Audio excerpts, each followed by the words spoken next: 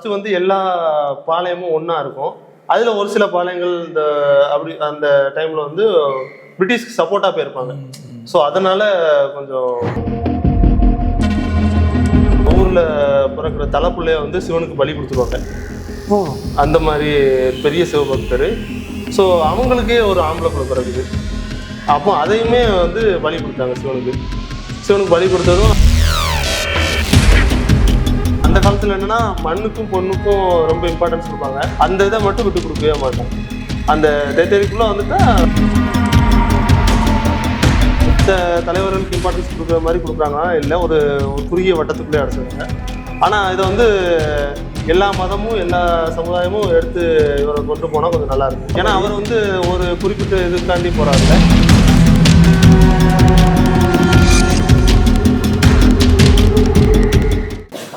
அதான் அந்த இங்கே ஃபர்ஸ்ட் கோட்டை கட்டி ஹெட் குவார்ட்டர்ஸ் தான். இது வந்து மண் கோட்டையாக தான் கட்டுறாரு. மண் கோட்டை தான். அதனால தான் ரொம்ப ஈஸியாக அவங்களால சிதைக்க முடிஞ்சது இல்லையா? ஆமாம்.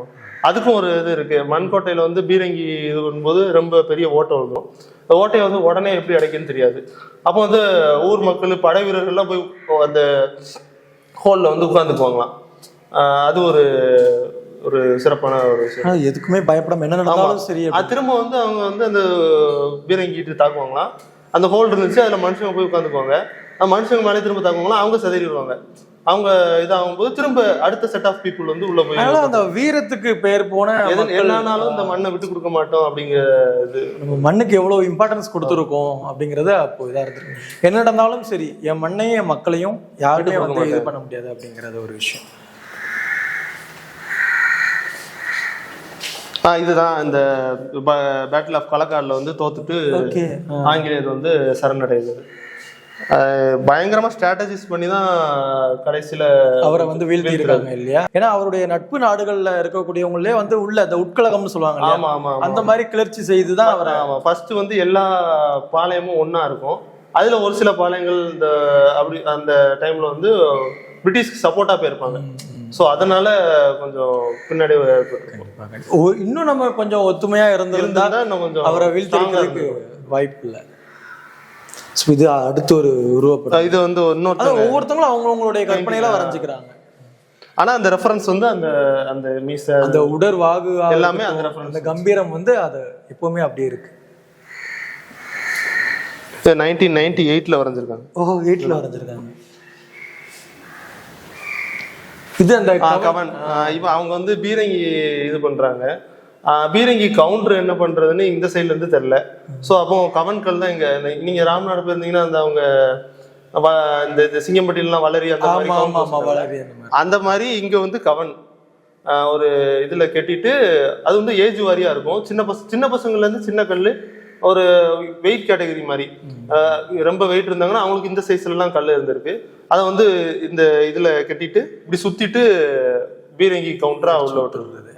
அதுவே ஒரு பயங்கரமான ஒரு போர் பயிற்சி. ஒரு கிடைக்கக்கூடிய ஒரு கல்லை வச்சு அவங்க எதிரிகளை எப்படி வீழ்த்திருக்காங்க. அந்த கல்லுமே ரவுண்டா தான் இருக்கும். அந்த கல்லை இப்போ எப்படி செஞ்சாங்கன்னே அவ்வளோ பார்க்க முடியறது இல்லை. இப்போ மேல இருக்கு ஒரு சில கல் இருக்கு.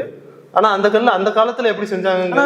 இந்த கல்லு தான் வந்து இங்க வீடு ரெனோவேஷன் கட்டும் போது நாங்க தாத்தா கட்டும் போது அதுக்கப்புறம் எங்க அம்மா இப்போ எக்ஸ்டெண்ட் பண்ணி கட்டுறதுக்கு வானம் தோணுனாங்கன்னா மூட்டை இந்த கல்லு தான் வரும். கல்லு தான் வந்துச்சு. ஆமா, அதெல்லாம் எப்போ தோணுனாலும் அந்த கல்லு தான் வரும். இருக்கும். சாக்கா மூட்டையா ஸ்டோர் ரூம்ல போட்டு வச்சிருந்தாங்க. எல்லாமே இந்த கல்லு தான். இதான் அந்த மண் கோட்டை. அந்த ஹோல் விழுந்ததும் மக்கள்லாம் போய் உட்காருன்னு சொல்லுவாங்களா? மண்ணிலே அந்த கோட்டையும் பாதுகாத்துருக்காங்களா? கோட்டை சோறும் மண்ணாலே ஆனதா? எல்லாமே மண் கோட்டை தான். மண்ணில் தான் வந்திருக்காங்க. இது வந்து நம்ம ஆல்ரெடி நம்ம கேள்விப்பட்ட விஷயம் தான். ராமநாதபுரத்துல இருந்து அவங்க அப்படிங்கிற இது அது வந்து அந்த 10 புலித்தேவர் அவனுடைய வம்சத்தையும் குறிப்பிட்டிருக்காங்க இல்லையா? அது ஃபர்ஸ்ட் வந்து இது வரகுண ராம சிந்தாமணி பாண்டியன் வந்து பாண்டியர்கள் காலத்துல இருந்த மன்னர். பாண்டியன் ஒரிஜின் தான். ஒரிஜின் வந்து பாண்டியன் ஒரிஜின் ராம்நாட்டுல இருந்து இங்க வந்து ஆட்சி பண்ணவங்க. அவர்ல இருந்து 10ஆவதா வர்றவர் தான் நம்ம சுதந்திரத்துக்கு எடுத்து போறான்னு இப்போ நம்ம ஜெயந்தி பண்ற புலித்தேவர். அவர் வந்து காத்தா புலித்தேவன் 4 தான். அவருக்கு முன்னாடியே காத்தா புலித்தேவன் 3, காத்தா புலித்தேவன் 2, காத்தா புலித்தேவன் 1 இருந்திருக்காங்க தான் இருக்குல்ல. இவர் வந்து 10ஆவதா வந்த மன்னர் தான். அதாவது ஃபர்ஸ்ட் வந்து பாண்டியன் ஒரிஜின் பாண்டிய மன்னரா இருக்காங்க. அப்புறம் நான் பாளையக்காரராக மாறுறாங்க. அதுக்கப்புறம் பிரிட்டிஷ் அந்த ஜமீன்தார் அந்த மாதிரி வராங்க.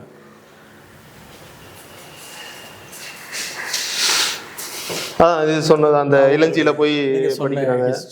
அதுக்கப்புறம் இவங்க வந்து கயல்கண்ணி நாச்சியார் தான் ஆட்சி. அப்புறம் வந்து புலித்தேவருக்கு வந்து 2 பசங்க 1 பொண்ணு தாத்தாவுக்கு. கோமதி முத்து தலை வச்சு சித்திரபுத்திர தேவன் சிவஞான பாண்டியன். இதுல கோமதி முத்து தலை வச்சுக்கும் சிவஞான பாண்டியனுக்கும் வாரிசு கிடையாது. சித்திரபுத்திர தேவன் தான் எங்க தாத்தா. அதுக்கு பெரிய ஹிஸ்டரியே இருக்கு. ஆமா, அது என்னன்னா இந்த சிவஞான பாண்டியன் வந்து வெள்ளப்பாண்டியன்னு சொல்லுவாங்க. வெள்ளப்பாண்டியன்னு சொல்லிட்டு நீங்க வரும்போது வர வழியில கோயில் இருக்கும். அவங்க வந்து ஒரு பெரிய சிவபக்தர். அவங்க என்ன பண்ணுவாங்கன்னா ஊர்ல பிறக்கிற தலைப்புள்ளைய வந்து சிவனுக்கு பலி கொடுத்துருவாங்க. அந்த மாதிரி பெரிய சிவபக்தர். ஸோ அவங்களுக்கே ஒரு ஆம்பளை பிள்ளை பிறகுது. அப்போ அதையுமே வந்து பலி கொடுத்தாங்க சிவனுக்கு பலி கொடுத்ததும் அவங்களோட ஒய்ஃப் இருக்காங்கல்ல, அவங்க போயிட்டு அவங்க தம்பி அண்ணன்ட்ட போய் சொல்றாங்க. அவங்க வந்துட்டு இவர் வந்து ஆள் வந்து ஹைட் அண்ட் வெயிட்டா நல்லா போரெல்லாம் செய்த மாதிரி நல்லா வெல் ட்ரெயின்டா இருந்திருக்காரு. இவரை எழுத்து நின்று சண்டை போட முடியாது. அப்போ அவங்க அண்ணன் தம்பியில என்ன பிளான் பண்ணிட்டாங்கன்னா, இவரை நேருக்கு நேரா நின்னா பிடிக்க முடியாது அப்படின்னு சொல்லிட்டு எங்க இப்ப நாங்க வச்சிருக்கோம்ல எங்க அந்த 1.5 ஏக்கர் இருக்குல்ல, அதுல ஒரு வெள்ளப்பாண்டியர் கல்லுன்னே ஒன்று இருக்கு. அந்த கல்லுல வந்து அந்த கல்லு தான் எப்பவுமே ஸ்டோன் பெஞ்ச் மாதிரி இருக்கும். அதனால எப்பவுமே படுத்திருப்பாராம் மத்தியான நேரத்துல. அவன் படுத்திருக்கும் போது இவங்க ஓட்டு வழியா மேல இருந்து குதிச்சு, எங்க வீட்டுல ஓடு பாத்தீங்கன்னா ரொம்ப ஊசியா இருந்திருக்கும், அந்த ஓடை பிடுங்கி இவங்களை குத்தி கொண்டுறாங்க. ஸோ அதுல வந்து இவர் இறந்துடுறாரு வெள்ளப்பாண்டியன். ஓடு வந்து இப்போ நம்ம சொல்ற ஓடுனா இந்த மலுங்க அந்த காலத்துல ஓடு வந்து ப்ரொடக்ஷனுக்காண்டியே போடுவாங்களாம். அது வந்து ரொம்ப ஊசியா இருக்கும். ஒரு ஆள் குத்தி இறக்காருன்னா அந்த எந்த அளவுக்கு ஊசியா, அதாவது மனைவி மூலமாவே அவருக்கு மரணம், இறந்துடுறாங்க. அது வந்து அவங்க என் பையனே கொண்டுட்டீங்க அப்படின்னு சொல்லிட்டு ஒரு விரக்தியில பண்ணிடுறாங்க. அதுக்கப்புறம் வந்து கோமதி முத்து தலை வச்சு அவங்க தான் வந்து இவரு புலித்தேவருக்கு அடுத்தபடியே ஆட்சி பண்ணவங்க இல்லையா? ஆமா, புலித்தேவருக்கு அடுத்தபடியே ஆட்சி. இவங்க இறந்துடுறாங்க. இவங்க தான் ராணியா வராங்க. அதுக்கப்புறம் சித்திரபுத்திர அவங்களுக்கும் ஒரு ஹிஸ்டரி இருக்கு. இவங்க என்னன்னா, இவங்களுக்கும் ஒரு பையன் பிறந்தாங்க. கோமதி முத்து தலை வச்சுக்கும் ஒரு பையன். அவங்க அப்போ வந்து வெள்ளப்பாண்டியனும் உயிரோட இருக்காங்க, சித்திரபுத்திர தேவனும் உயிரோட இருக்காங்க. 2 பேருமே தாய்மாமன் தானே அந்த பசங்களுக்கு, அந்த பையனுக்கு தாய்மாமன். அப்போ வந்து அந்த பையன் வந்து தொப்புள் குடி சுத்தி பிறந்துடுறாரு. தொப்புள் குடி சுத்தி பிறந்தது தாய்மாமனுக்கு ஆகாது, அண்ணன்மாருக்கு 2 பேருக்கும் ஆகாதுன்னு சொல்லிட்டு கோமதி முத்து தலை வச்சு அந்த குழந்தைய கொல்றதுக்கு உத்தரவு போட்டுறாங்க. அதுல அவங்களுக்கு வாரிசுலாம் போயிருது. அதாவது என்ன ஆகுதுன்னா, இங்க வந்து உறவு தேசம் இதுக்கு ரொம்ப முக்கியத்துவம் கொடுக்குறாங்க. ஆமா, முக்கியத்துவம் கொடுப்பாங்க. இப்போ வாரிசு இருக்கிறதுக்கு காரணமும் அதான். எப்படி சொல்லுவாருன்னா, இந்த சித்திரபுத்திர தேவன் எங்க தாத்தாவுக்கு, அதாவது எங்க தாத்தாவோட அவங்களுக்கு ஒரு பையன் பிறகுது. அப்போ வந்து சிவஞான பாண்டியன் உயிரோட இருக்காரு. அப்போ வந்து அவர் தான் தலைப்புள்ள பிறந்தாலே இது பண்ணிக்கிட்டு இருக்காரு அப்படின்னு சொல்லிட்டு இந்த கோமதி முத்து தலை வச்சு என்ன பண்றாங்கன்னா, இப்படி போயிட்டு இருந்துச்சுன்னா நமக்கு வாரிசே இல்லாம போயிடும்ட்டு இவங்க குழந்தை பிறந்ததே தெரியாம மறைச்சு மணியாட்சிக்கு அனுப்பிச்சு சொல்றாங்க. மணியாட்சிக்கு அனுப்பிச்சு வச்சதுக்கு அப்புறம் இவர் பின்னால 1799 வந்து இவங்க இறந்துடுறாங்க. கொஞ்சம் நாள் கழிச்சு அதுக்கப்புறம் இவங்க 1799 வந்து கட்டபொம்மன் போர்ல இறந்துடுறாங்க. கட்டபொம்மன் கிளர்ச்சி நடத்தும் போது அந்த இதுல ஜாயின் பண்ணி இறந்துடுறாங்க. அப்ப இங்க யாரு வரன்னு சொல்லிட்டு அங்க மணியாட்சியில ஒழிச்சு வச்சாங்க அந்த சித்திரபுத்திர தேவன், அதாவது எங்க தாத்தாவை. அவங்க திரும்ப வந்து இங்க பட்டம் சுட்டி ஆட்சி பண்ண ஆரம்பிச்சிருக்காங்க. அப்படி வந்ததுதான். அதாவது அந்த தலைமுறை ஒரு விஷயத்த பின்பற்றிட்டு வராங்க. அதுல வந்து தன்னுடைய குழந்தையா இருந்தாலும் அதை வந்து பெருசா எடுத்து அவங்க அண்ணன் மேல ரொம்ப பாசமா இருக்கு. தாய் மாமாவுக்கு, அதாவது அண்ணன் கூட பிறந்தவங்களுக்கு எந்த பொதுவாகவே வந்து மன்னர் பரம்பரையில இருக்கக்கூடியவங்க, ஜமீன்தார் இவங்கலாம் வந்து, அதாவது ஒரு நாட்டை வழி நடத்துறவங்க வந்து வாரிசுகளுக்கு தானே முக்கியத்துவம் கொடுப்பாங்க. ஆமா ஆமா. ஆனா இவங்க இந்த ஹிஸ்டரியை பார்க்கும்போது இவங்க வாரிசுகளுக்கு முக்கியத்துவம் கொடுத்த மாதிரியே தெரியல. இன்னொரு விஷயம் என்னன்னா, இங்க வந்து ஆண் பெண் பேதமே இல்லாம இருக்காங்க. அது பெண்ணா இருந்தாலும் ஆட்சி நடத்தக்கூடிய அது ஒண்ணு இங்க கன்ஃபார்ம் உண்டு. ஏன்னா ராணி சமஸ்தானங்கிறது எங்கேயுமே அவ்வளவு பார்க்க முடியாது. இங்க அதிகமா பார்க்க முடியும். இங்க வந்து ராணி ஆட்சி வந்து உண்டு எல்லாமே உண்டு. ஏன்னா நம்ம எங்க அம்மாவே இருக்காங்கன்னா, எங்க அம்மாவுக்கு 2 அண்ணன், எனக்கு 2 மாமா. அவங்க 2 பேரும் இறந்ததுனால எங்க அம்மா மூத்தவங்களா இருக்கிறதுனால எங்க அம்மா தான் இப்போ மாடர்ன் டேஸ்ல சொல்லலாம் கர்த்தாம்பாங்க ஹிந்து ஃபேமிலியில. எங்க ஃபேமிலியோட கர்த்தா வந்து அம்மான்னு சொல்லிக்கலாம். நல்லா சிலிர்ப்பா இருக்கு கேட்கறதுக்கு. வேற எங்கேயுமே நீங்க சொன்ன மாதிரி வேற எங்கேயுமே பார்க்க முடியாத ஒரு விஷயம் இங்கே பார்க்க முடியுது. ஒரு அப்படி ராணி தான் இருந்தாங்க, பெண் வாரிசு இருந்தாங்கன்னா அவங்க பங்காளி கொடுத்துருவாங்க.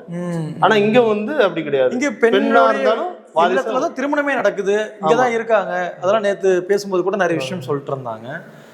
அது பொண்ணா இருந்தாலும் ஆணா இருந்தாலும் அவங்களுக்குள்ளேயே அந்த மரியாதை வந்து கொடுத்துருவாங்க. கண்டிப்பா இது வந்து திருப்பணிகள் பெரிய அது இங்க பிளட் லைன் ஃபுல்லா ஃபேமிலியே பெரிய சிவபக்தர் தான். இவருமே நிறைய கோயில் இந்த இவங்க குலதெய்வம் வந்து இப்போ நேத்து கூட பார்த்துருப்பீங்க, இந்த உள்ளம் பால்கோடு, அது ஒரு பெரிய கோயில். சிவராத்திரி வந்து பெருசா நடக்கும். அப்புறம் வந்து நம்ம சங்கரன் கோயில் அந்த நிறைய கரிவளத்துல ஒரு கோயில் இருக்கு, அந்த கோயில்ல கட்டியிருக்காங்க. அதாவது நிறைய செப்பு திரு இதுல வந்து அவருடைய பேரே பிடிச்சிருக்காங்க. ஆமா, அந்த கரிவளம் கோயில்ல உள்ள புலித்தவர் சிலையே இருக்கு.